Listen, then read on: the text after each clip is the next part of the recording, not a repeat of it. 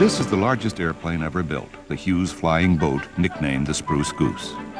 Its strange and controversial career and its unique size and design have guaranteed it a permanent place in aviation history. It was test flown once in 1947 with designer and builder Howard Hughes at the controls. The flight lasted less than a minute. The plane never flew again. The Spruce Goose was maintained in this storage hangar in Long Beach, California, and hidden from view for 33 years. Hughes died in 1976. At last, it seemed the marvelous flying boat might have to be dismembered, with sections slated for display in several museums. But the outcome was a happy one. The Rather Corporation, in an agreement with the Aero Club of Southern California and the Suma Corporation, stepped in and saved the great airplane. A huge dome was built to house it alongside the Queen Mary in Long Beach. A flyover of famous old aircraft was part of the opening day celebration for the Spruce Goose attraction on May 14, 1983.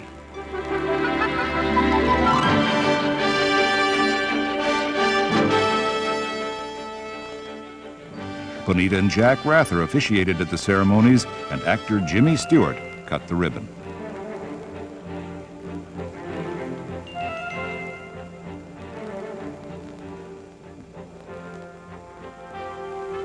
The permanent home of the Spruce Goose is in every way suitable for the mighty seaplane.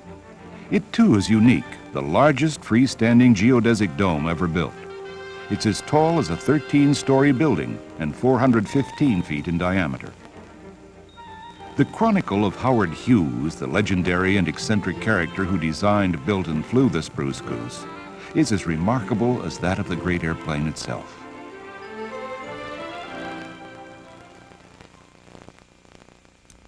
Howard Robard Hughes was born in Houston, Texas in 1905. His father amassed a fortune by inventing and marketing a unique oil drilling bit. Young Howard also showed a remarkable mechanical aptitude, even fitting a motor to his bicycle. Then at the age of 19, he inherited the Hughes Tool Company, and for the rest of his life, he was a wealthy man. Hughes moved to Los Angeles, determined to become a movie producer. After a modest start, he undertook an epic film about the flyers of World War I and collected a fleet of authentic fighter planes. The film was ready for release when talking pictures became a reality. Hughes reshot his movie in sound. Hell's Angels, released in 1930, cost an unprecedented $6 million. It was an instant hit and is now a screen classic. Hughes was a born showman, and more great films followed, including Scarface and The Front Page. But he had another passion, flying. He broke several long-distance speed records, and in 1937, he flew coast to coast in just under 7.5 hours. This is the H-1 racer that he designed and flew. President Franklin D. Roosevelt presented him with the Harmon Trophy, and Hughes had become as famous a flyer as Charles Lindbergh. A replica of his H-1 racer is on display next to the Spruce Goose.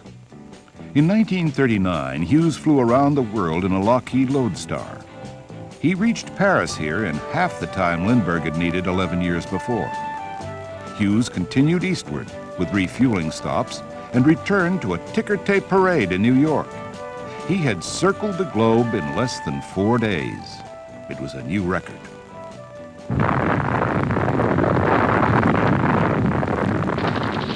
After Japan's surprise attack on Pearl Harbor and America's entry into World War II, industrialist Henry J. Kaiser proposed a fleet of huge seaplanes for transporting troops and supplies to far-off battle zones. Nazi U-boats had been sinking scores of Allied supply vessels, but these cargo planes would be able to fly far above that danger. Kaiser joined forces with Howard Hughes, who also had an eye for grand enterprises, and they secured a government contract to design and build the plane. Hughes put his engineers to work. At Culver City, California, Hughes built a special hangar in which the giant plane could be constructed. The unprecedented size of the flying boat meant that new tools and techniques had to be devised, and the work progressed slowly. Hughes, always a perfectionist, personally oversaw even the tiniest details. Because of the wartime shortage of metals, the plane had to be fabricated entirely of wood. Birch was selected and was shaped, laminated, and bonded through a unique process that produced a smooth, hard outer surface. Kaiser left the project, and by the time the war ended in 1945, military urgency for the giant flying boat had long since vanished. But Hughes, convinced that his unique plane was important for aeronautical research, spent more than $7 million of his own money on its completion.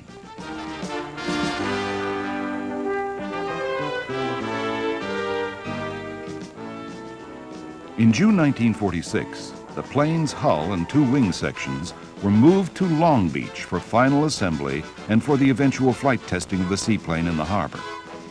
The 28-mile route from Culver City was carefully mapped out. Roads and bridges were checked for strength. Trees were trimmed, power lines raised. The move took 5 days.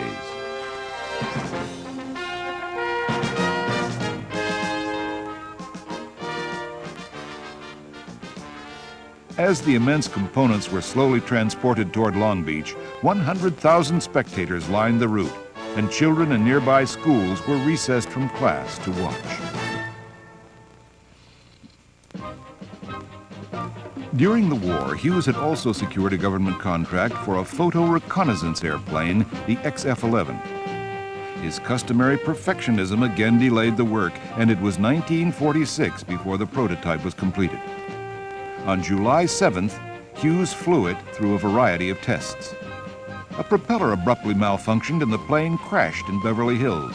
Hughes was nearly killed. His injuries would cause him pain the rest of his life. Work continued on the giant flying boat. It was to be powered by 8 radial Pratt & Whitney engines.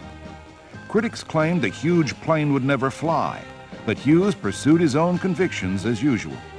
He projected a cruising speed of 200 miles per hour. Like any other prominent figure, Hughes had made political enemies. His flying boat still had not flown, and he was accused of having profited from his wartime contracts. In August 1947, he was summoned before a Senate investigating committee. Although he made a masterful presentation of his case, his untried wooden seaplane was derisively called a flying lumberyard and the Spruce Goose. Hughes was later entirely vindicated, but those nicknames rankled. He pushed his big plane to completion. Stan Soderberg, now custodian of the Spruce Goose, went to work for Howard Hughes on the airplane in 1946. When I was hired on, it was a job that was called a trimmer, which entails working with fabric. I was a parachute rigger in the Navy, and so it was parallel to that. On November 2nd, 1947, the Spruce Goose was towed out into Long Beach Harbor. Thousands of spectators lined the shore. Hughes announced he would not try to fly the plane then. This would be a taxi test only. Flight testing would come the following year. At this time, there were 32 people on board the plane, including 7 news reporters chosen by lottery. A hydraulics engineer sat at Hughes' right side. The flying boat was so big that for the first time in history, muscle power alone was not enough to manipulate the controls of an airplane. The hydraulic system that was used multiplied the pilot's strength 200 times. The first taxi run was at 45 miles an hour. Hughes swung the plane around and taxied a second time at 70. On the third run, he called for 15 degrees flaps, pushed the 8 engines to full throttle, and the largest airplane ever built lifted off the water. It flew about a mile and reached an altitude of 70 feet. It was one of aviation's truly epic flights. Stan Soderberg was in a launch nearby. He describes the start of the third run. We're laying off the side of the airplane, and it was laying dead in the water, and he only had one engine running at the time. He cranked them all up, and the flaps come down, and and he gave her throttles, and as it picked up speed, it's up on the step and away she went. How did you feel when the big plane lifted off? My personal feelings were like you made the winning touchdown in the Rose Bowl. We were all very happy and excited for Mr. Hughes and for those of us that had worked on the airplane for the previous year. Afterwards, when Hughes was asked why he changed his mind and actually took off, he said in a characteristic understatement, "I like to make surprises." Did Hughes plan all along to fly that day? Only Mr. Hughes knows that, but probably in the back of his mind he thought about it, but I know that he didn't want to kill himself and a bunch of people to prove a point. But I feel after the first slow run and the second high-speed run that everything felt good to him, and on the third one, when he put the flaps down, there was no doubt about it in anyone's mind that knew anything about this airplane. The surprise takeoff was not only a personal triumph for Hughes, it was convincing proof that such gigantic cargo planes were practical after all. But there was no longer a military urgency for his giant flying boat, and Hughes eventually returned to movie making and then more and more to commercial aviation.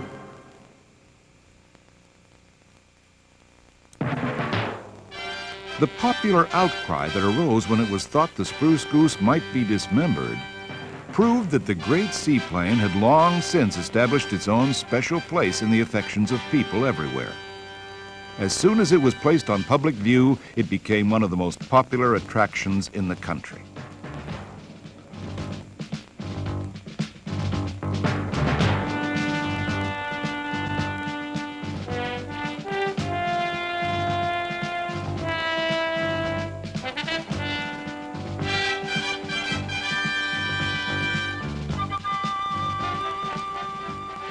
Years before this time, the nickname Spruce Goose had become a universal term of endearment. On the point of accuracy, however, the name is an error, because the only spruce used in its construction is a small amount in the wing spars. So that visitors can inspect the Spruce Goose close up, stairways and viewing platforms have been built on one side up to the level of the cockpit and the flight deck. Up here, close to the mighty engines, it's possible to appreciate something of their enormous size and power. The four-bladed propellers are 17 feet long. The Spruce Goose could carry enough gasoline to drive the average modern family car around the world 15 times.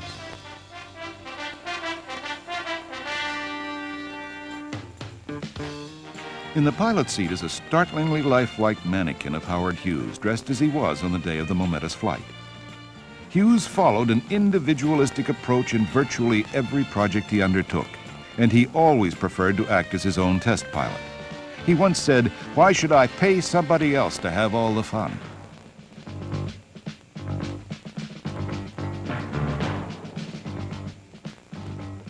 Viewing windows have been cut into the side of the plane to give visitors a chance to see the instrument panels and the passenger seats located midships on the flight deck.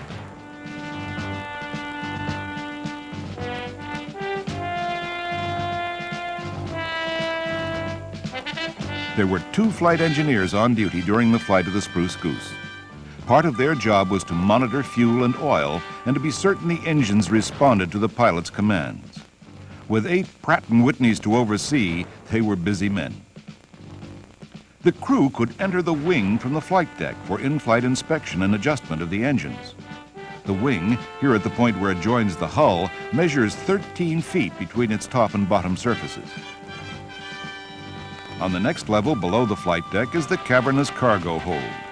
This is the view looking toward the tail. The red tanks are CO2 bottles for use in the fire control system. Here, visitors are able to enter the flying boat itself and inspect the cargo area from an interior viewing enclosure.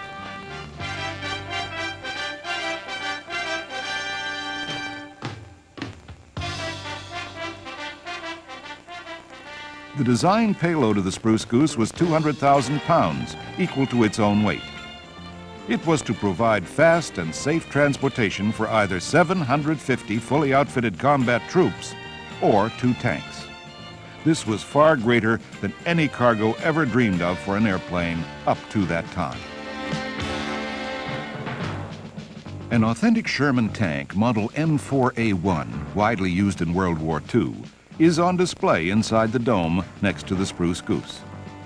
The aircraft was designed to carry 2 of this type of medium tank. At one time, the nose of the plane had clamshell doors to permit cargo loading directly into the hold. But before the test flight, they were replaced with the present solid nose. One of the most exciting added attractions at the Spruce Goose is the light show.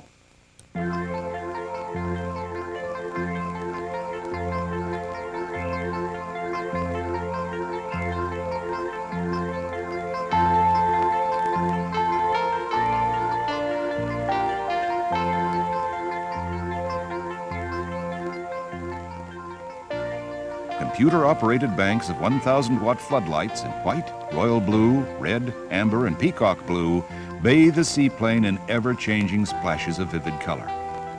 The tints are produced not by the usual gelatin filters, but by stained glass.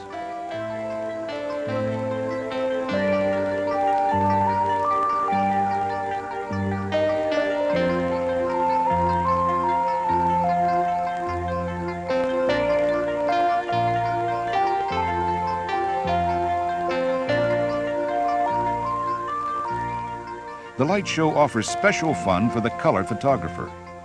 The entire program of colored lights runs about 10 minutes and alternates with a 3-minute interval of steady white illumination when all the lights are on full. There's a cutaway engine on display that turns in slow motion to demonstrate its operation.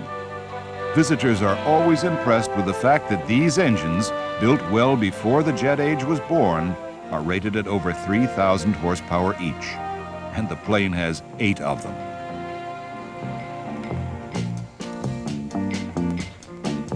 From nose to tail, the Spruce Goose is more than 218 feet in length.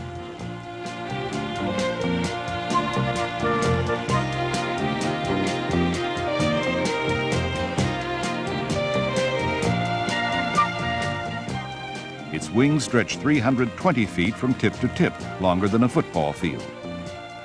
The plane is so big, in fact, that the only real way to appreciate its enormous size is through comparisons. Here are 2. A DC-10 could be parked under each of these giant wings. The flying boat's horizontal tail surface is longer than the entire wingspan of a Boeing 727, and the vertical fin rises 80 feet above the ground. One of the early design proposals called for twin hulls, but that was rejected in favor of a single fuselage. The Goose still rests on the same cradle on which it was stored for so many years. The reflecting pool here greatly enhances the beauty and drama of the setting. Besides the plane itself, the dome contains many exhibits relating to the Goose and to Howard Hughes. Several short audiovisual programs offer a wealth of interesting background information. There's also a well-stocked gift shop and a convenient snack bar. The Spruce Goose and the man who built and flew it are each one of a kind, authentic examples of American inventiveness and enterprise. Here, in the glare of floodlights, the plane exerts a strong and mysterious fascination, just as Hughes himself did when he was in the public eye. Everyone who visits the Spruce Goose and the Queen Mary as well nearby should remember that in each case it was literally an 11th hour rescue that preserved them from destruction. Now, with so many people visiting and enjoying them every day, it scarcely seems possible that we nearly lost them both. The Spruce Goose and the Queen Mary, 2 of mankind's great triumphs of technology, are now neighboring giants here in Long Beach. Companion attractions presented by Rather Port Properties Limited. Their final home is a happy one.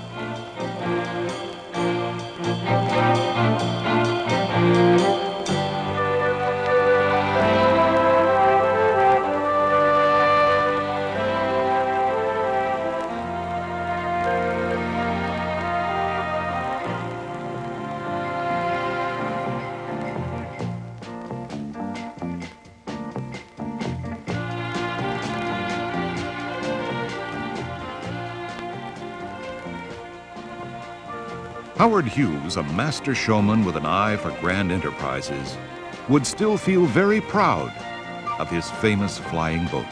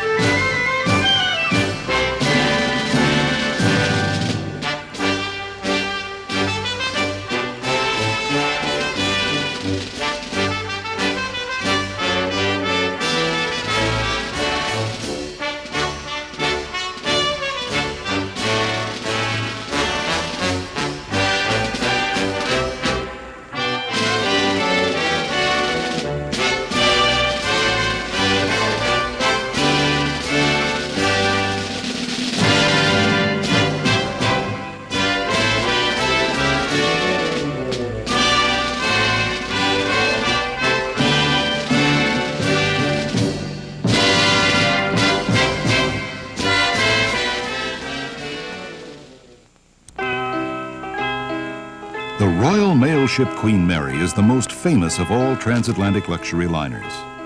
From the time of her maiden voyage in 1936, the ship has held a unique place in history and in the hearts of the British and American people. She has become the symbol of an era, a magnificent relic of a style of travel that has all but vanished. The Queen Mary is now operated by Rather Port Properties Limited. She's one of the country's foremost tourist attractions, with a hotel and restaurants on board and many exhibits relating to the ship's extraordinary history.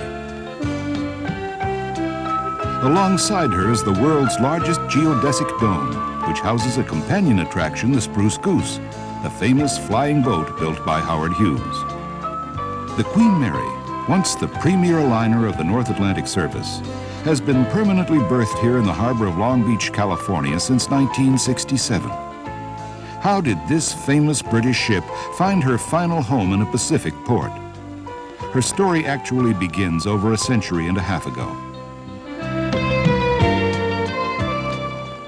Samuel Cunard, a native of Nova Scotia, founded the British and North American Royal Mail Steam Packet Company in England in 1839. The following year, the tiny paddle wheel steamship Britannia began the Cunard Line's transatlantic service. Charles Dickens, her most famous passenger, was greatly offended by the discomforts of the voyage and described the ship's dining saloon as a hearse with windows. But a parade of great Cunard liners followed in her wake, each faster and more splendid than the last. Among the grandest of them all was the Mauretania, which began service in 1907. For 22 years, she was the fastest passenger ship on the North Atlantic. She was enormously popular and a lovely vessel as well. Her speed record was beaten at last in 1929 by a brand new German liner on her maiden voyage. 5 years later, the magnificent Mauretania was retired and broken up for scrap.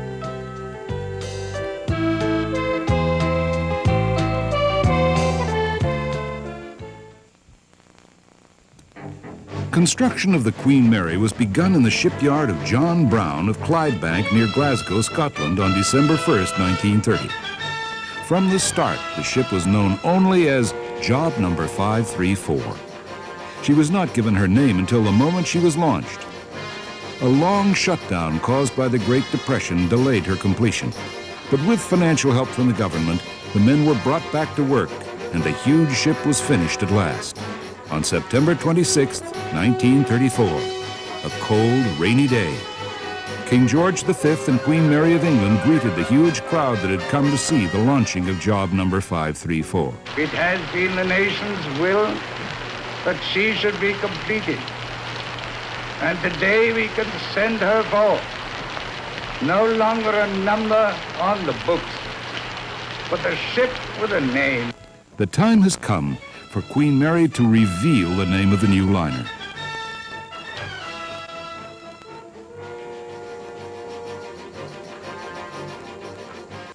I am happy to name this ship the Queen Mary. I wish success to her and to all who sail in her. The Queen presses the button to start the ship down the ways.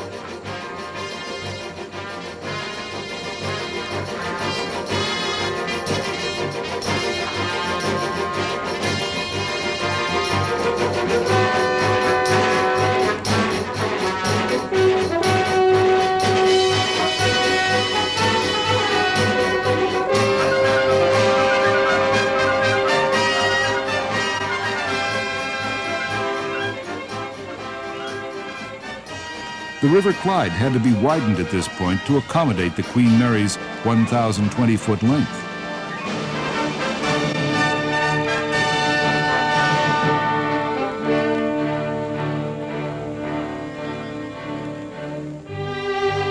The vessel is now ready for fitting out, after which she will be an incredible 81,000 tons. The great ship left Southampton for New York on her maiden voyage in late afternoon of May 27, 1936. In service and luxury, she surpassed any liner that had ever put to sea before. Cunard and the British people had every reason to feel proud. There was an air of excitement throughout the ship, as if everyone on board knew that history was being made.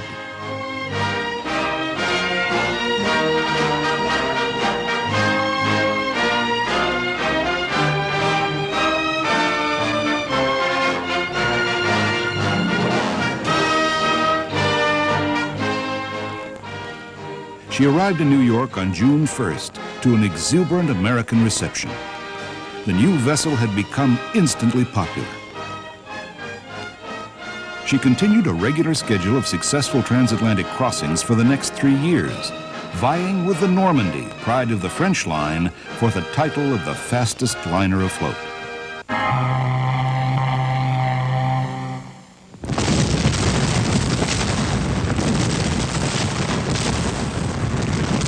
World War II broke out in Europe in September 1939.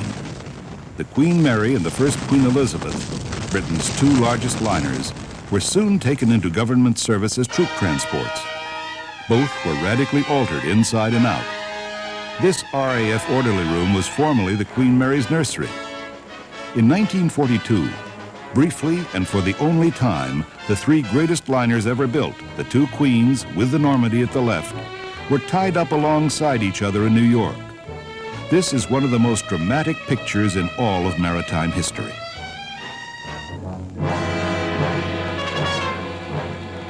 On October 2nd, 1942, the Queen Mary, with over 10,000 American troops on board, collided with the British cruiser Curaçao, one of her escorts. The cruiser was cut in 2. The Queen, obliged to follow standing orders in waters infested with U-boats, could not stop. The Americans rushed to the rails and threw life jackets to their stricken comrades in the water. But the cruiser sank almost at once, and 329 British sailors were lost.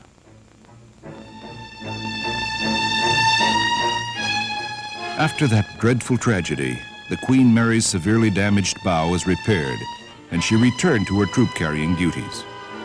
On one Atlantic crossing in 1943, she carried 16,683 people, which, as her log reported dramatically, was the greatest number of human beings ever embarked in one vessel.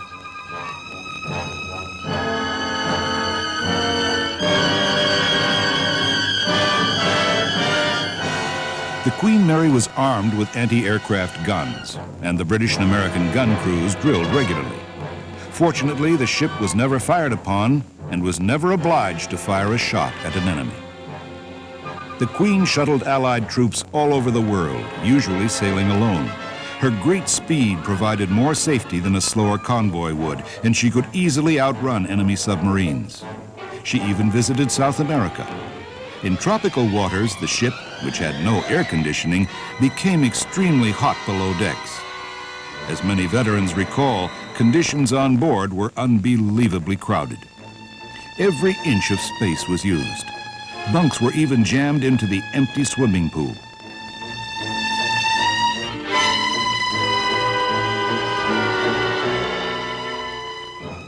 Prime Minister Winston Churchill made several wartime crossings in the ship, en route to conferences with President Franklin D. Roosevelt. On one of his trips, a North Atlantic gale slammed a monstrous wave broadside against the Queen. The great ship heeled over until her upper decks were awash. And then at long last, she slowly righted herself again.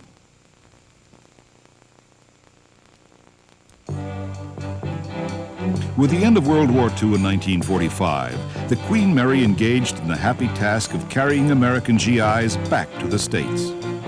Many men were wounded, and sick bay, once the ship's first-class main lounge was packed.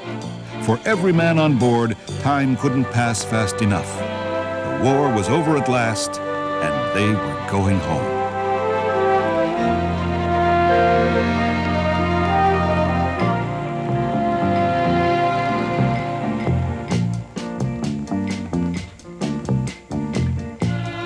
The Queen Mary's final military service was a series of voyages in 1946, bringing British war brides across the Atlantic to join their husbands in the United States and Canada. Altogether, the ship transported more than 30,000 brides and babies. Perhaps on these trips, more than on any others in her whole career, the ship carried with her a greater cargo of happiness and eager anticipation.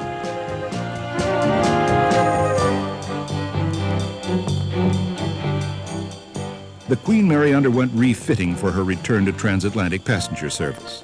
She was repainted in the black, white, and red colors of peacetime. During the war, she and the Queen Elizabeth had transported about 1.5 million troops all told. Winston Churchill paid glowing tribute to the wartime work of both gallant vessels. Without their aid, he said, the day of final victory must unquestionably have been postponed.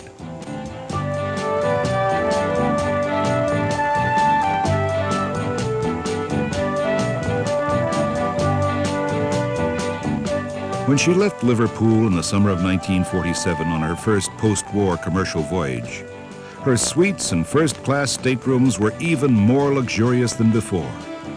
The most expensive accommodations could run as high as $5,000 round trip.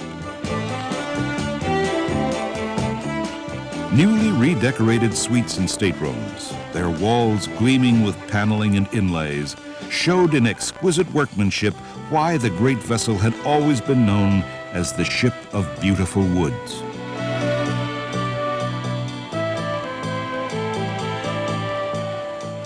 The bath provided not only hot and cold fresh water, but hot and cold salt water as well. And a warm saltwater soak was said to be very relaxing. But there were, of course, 3 classes of passengers, each with different accommodations and separate public rooms, and the 3 mixed only at Sunday services. For first-class passengers, the tone was quite formal. One dressed for dinner. Later in the evening, there would be dancing or a festive party, perhaps followed by a game of cards in one of the ship's lavish public rooms. The private accommodations of the captain's cabin were surprisingly Spartan, considering his position.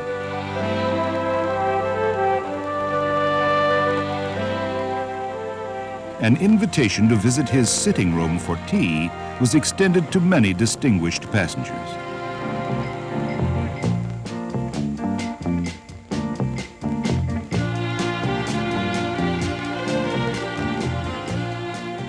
The Duke and Duchess of Windsor often sailed on the Queen Mary, as well as famous figures of the entertainment world on both sides of the Atlantic, including Gloria Swanson,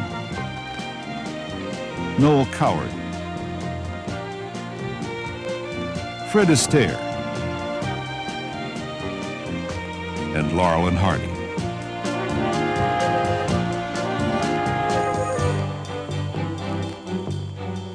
Bob Hope often found time to entertain his fellow passengers.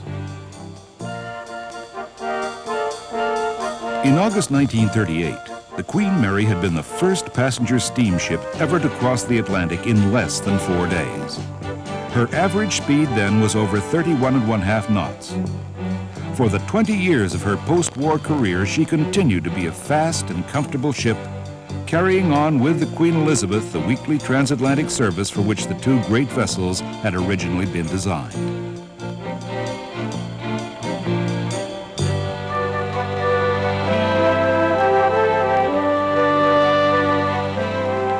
But the golden age of the great ocean liners was waning. By the 1960s, people who were in a hurry, and nearly everyone was, could fly between America and Europe in a matter of hours. Ocean travel was now too slow.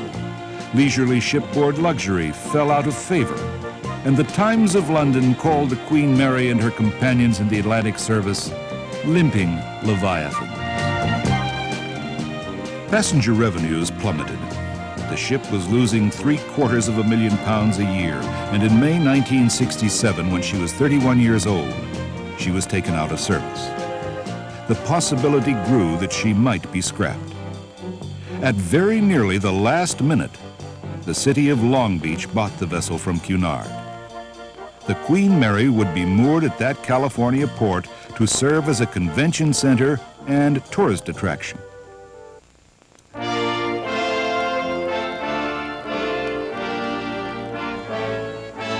Thousands of well-wishers came to say goodbye when the Queen Mary left her home port for the last time.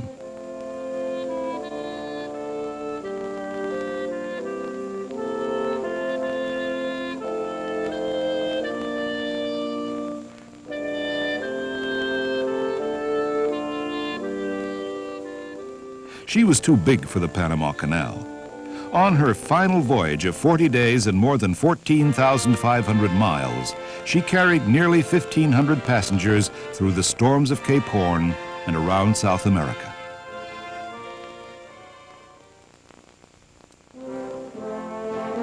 She arrived at Long Beach to a tumultuous welcome, and a vast flotilla of small craft escorted her to her new home in the New World.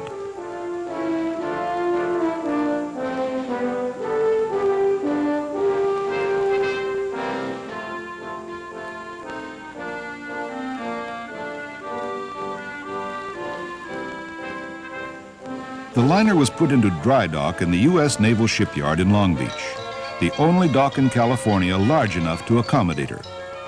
Her bottom was cleaned and prepared for permanent berthing.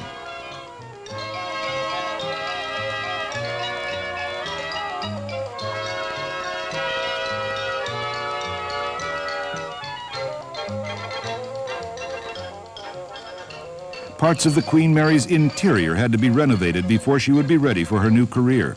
And this was accomplished by first removing her 3 huge stacks. The vessel would never again sail under her own power, and space was needed inside her for museum exhibits and convention facilities. Her boilers and 2 of her 4 power plants were taken out. When her new aluminum stacks were all in place, the time had come for the Queen Mary to be moved for the last time. Small boat owners and people from the news media flocked to Long Beach Harbor. The huge ship, guided carefully by a squadron of tugboats, moved slowly and majestically toward her permanent home at Pier J.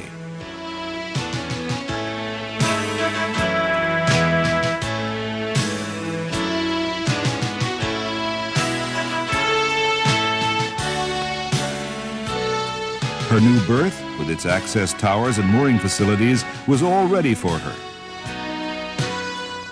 Actress Greer Garson, as elegantly British as the Queen Mary herself, was hostess of the installation ceremonies. Ship enthusiasts realized with a pang of sorrow that this was the Queen Mary's final mooring. She would never leave this site. And yet, everyone who has ever seen the great ship and responded to her beauty is surely grateful that she has not shared the tragic fate of the Mauritania. Here at Pier J, inside her own breakwater, the Queen Mary would be safe from all danger.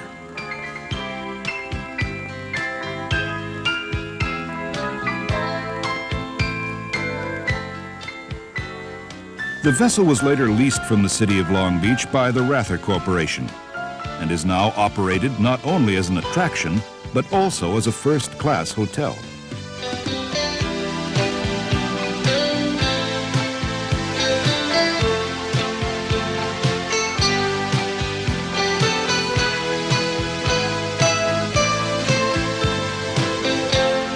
There are nearly 400 rooms, all of which are refurbished staterooms, carefully maintained as they were when the ship was in service. There are also several excellent restaurants on board. One of the greatest ships in history is here for the viewing. Open for both guided and self-guided tours, as well as scheduled talks and demonstrations by ship's officers on a variety of nautical subjects, including knots and signals. Uniformed personnel are on hand at key locations to answer questions. There are interesting shops in Piccadilly Circus and elsewhere on the prom deck.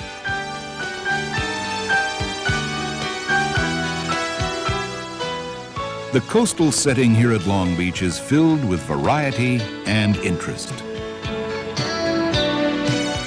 And on clear days, there are some truly astonishing views.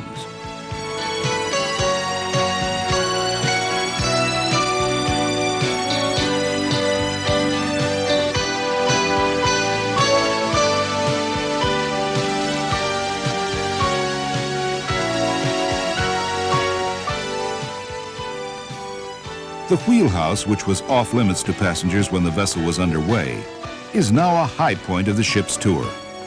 All instruments and brasswork are kept flawlessly polished in true maritime fashion. The navigating bridge, too, was for ship's crew only. It was from here that the captain and the pilot often conned the ship during her arrivals and departures from port. The outboard ends of the navigating bridge extend beyond the ship's sides, and you can stand there and look straight down to the water. Shipboard visitors always enjoy meeting Captain John Gregory, genial host of the Queen Mary. Every visitor should have a stroll on the prom deck. With a little imagination, it's almost possible to feel the ship roll a bit under your feet, as if she were still plowing through the North Atlantic swells. Much of the forward deck gear of the ship looks just as it did when she was at sea. The anchor winches and chains are truly enormous, and they needed to be. Each of her two bow anchors weighs 16 tons.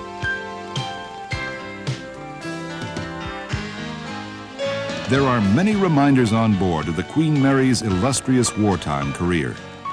A 40mm anti-aircraft gun is set up aft on the sun deck near the veranda grill. It seems to have made a special hit with the youngsters.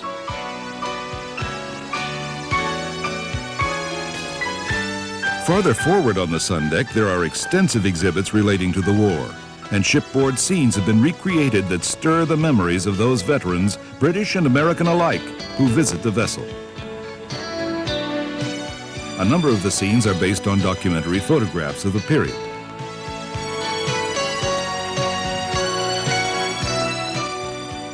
At the start of every voyage, passengers were required to try on life jackets and to participate in a lifeboat drill, so they would know what to do in an emergency.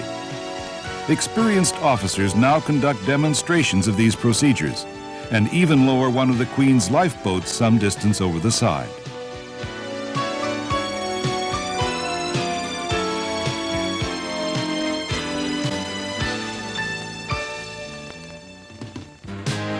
An ocean liner is actually a city at sea. Every eventuality had to be foreseen for the convenience, health, and safety of the passengers. There were beauty shops and barber shops, fully equipped and staffed.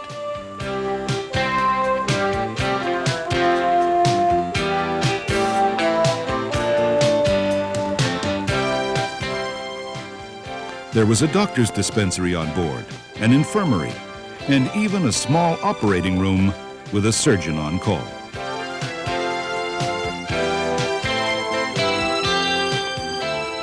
The Queen also boasted a number of luxuries one might not expect. This exhibit duplicates a corner of the gymnasium with original exercise equipment. Fitness-oriented passengers could enjoy a brisk run around the promenade deck. 4 complete laps were equal to a mile. In the chilly air of the North Atlantic, that must have been a stimulating experience. A visit to the Queen Mary's cavernous engine room is always an exciting part of any visitor's tour. This area and the bridge were quite literally the 2 nerve centers of the ship. Here, deep in the bowels of the ship, you can see much of the gigantic machinery that was used to drive and steer her. Few passengers ever saw this place. The ship's wireless room is now an active ham radio station, call letters W6RO, operated by the Associated Radio Amateurs of Long Beach. Some of the Queen Mary's original radio gear is still here, although it has been supplemented by modern equipment.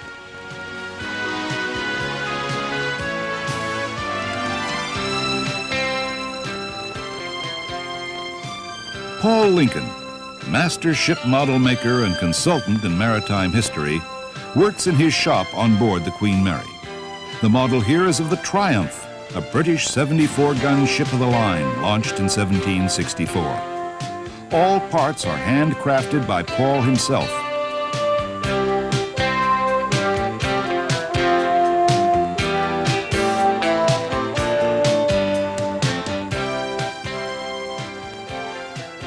When the model is completed, 3.5 years' work will have gone into it, and its value will be $150,000.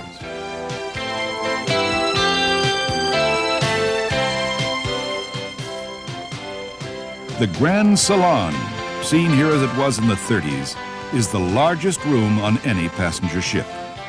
This was the first-class dining room, and the evening meal here was always a gala event. The room still looks very much as it did then.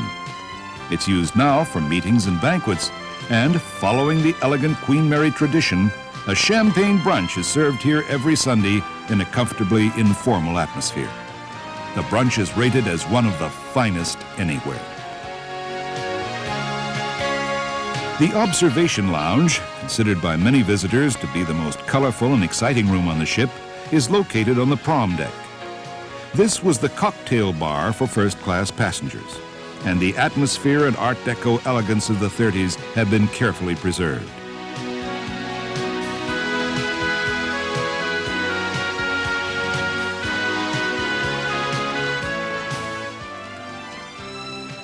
The lounge is open to the public, with dancing and musical entertainment in the evening. The Queen Mary's Wedding Chapel is frequently booked for weddings which are performed by Captain Gregory. Receptions afterward are often held in one of the original banquet rooms on board. On shore, adjacent to both the Queen Mary and the Spruce Goose, is London Town, where the buildings are charming reproductions of those in an old English village. There are all sorts of fascinating architectural details that photographers in particular will enjoy.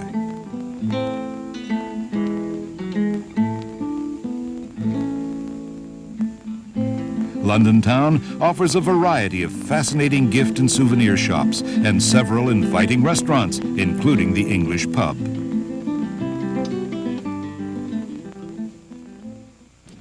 In the years of her North Atlantic service, the Queen Mary was a speedy and reliable link between two countries that share a common heritage.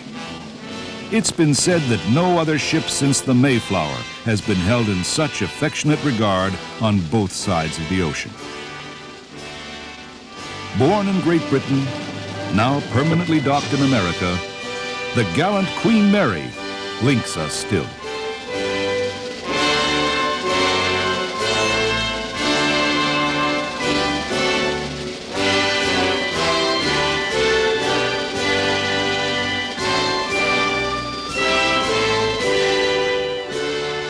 She's a priceless maritime treasure, a technological triumph in mankind's eternal struggle with the sea. Those who love ships can only stand and admire her. Handsome, regal, justifiably proud, and feel thankful that she's still with us. She will always be Queen of the Sea.